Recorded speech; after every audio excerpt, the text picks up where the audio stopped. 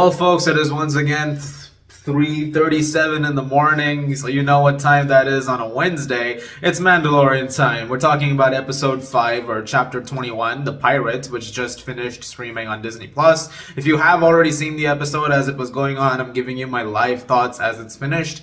The last few episodes I've enjoyed, but I have been waiting for some connective tissue. I think this was a conversation I was having earlier on social media as well. I said there is a chance that the first half was sort of building into what's eventually going to be the full story of season 3. And it seems like they're finally starting to do that a little bit more, whether it be the pirates that we encountered in the very first episode. And so you're getting to see that they've come back. They've come back to Navarro essentially to launch an attack and to take over once again because of all of that stuff that went down. And in the case of wanting help, the New Republic is currently making a lot of mistakes when it comes to figuring out how to deal with these things, when it comes to resource allocation, when it comes to pilot allocation. It's not exactly doing the best job. And so when the pilot, I forgot, he was in Kim's Convenience, but he goes over to Coruscant and he says, "Hey, we need some help because Grief Cargo just sent me a message about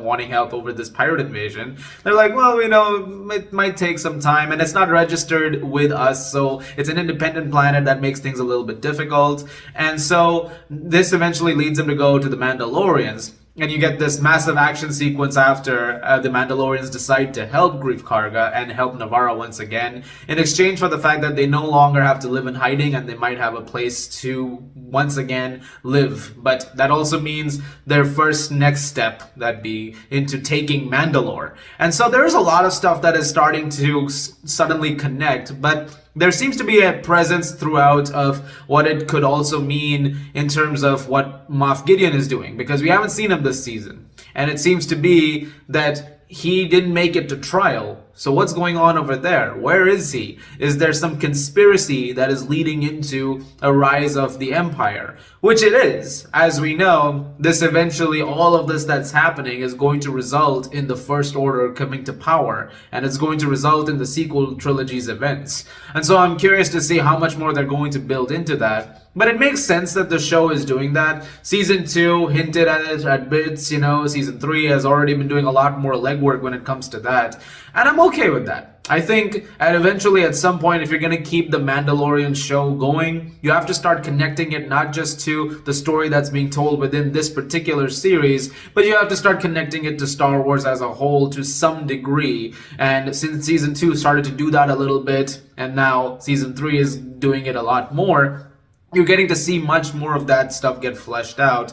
And it's very commonplace things. And you're starting to see the things that eventually start failing in favor of the Empire in order to establish the First Order. And so there is that sense of foreboding to it that is there throughout the entire episode. But the action sequence that you do get on Navarro with the Mandalorians against the pirates is awesome. It's a really fun time, and Peter Ramsey, the director of this episode, did a really, really great job. You may know him from Spider-Verse. He did that, and so, naturally, there is that skill going into it, and there's some really great visuals that follow. There's some very awesome aerial stuff that you get to see, which was really, really cool. And you get to see a lot of Mandalorians in action that you've been wanting to see. For example, the armor is in the middle of the action, which was really, really cool. I think that's something that people have been wanting to see for a while. And it also does something with the code that the Mandalorians have been following that I really liked, which is finally start to do a best of both worlds thing. I like the fact that at the end of the episode, after the invasion has been, ruined and, the pirates are defeated, the first thing that the armorer does is talk to Bo-Katan and says, "Remove your helmet because, I can see that there are some things that you can do which will unite all Mandalorians. And so I need your help in this, and let's make that happen." And so there is this controversial decision that she makes, but I think it's an interesting decision, and I think it's a good decision, because it was sort of moving away from the rigidity of what the clan has followed up until this point. And so I'm interested in seeing where that storyline is going to go. Probably not somewhere in this season. That's going to go on for a while. But we're going to focus in more on what's going on with Din Djarin and Grogu. But the end of the episode is also really, really great because it seems to suggest that there is a lot more at play when it comes to Moff Gideon. He has escaped. He didn't make it to trial. And so you find a Lambda shuttle, the ones that Vader and the Emperor used to go in, and it's just abandoned and destroyed, like attacked, and everybody, the crew inside is dead, but it seems to be like some pieces of like Beskar are left, which could allude to the fact that Mandalorians were involved in the escape of Moff Gideon.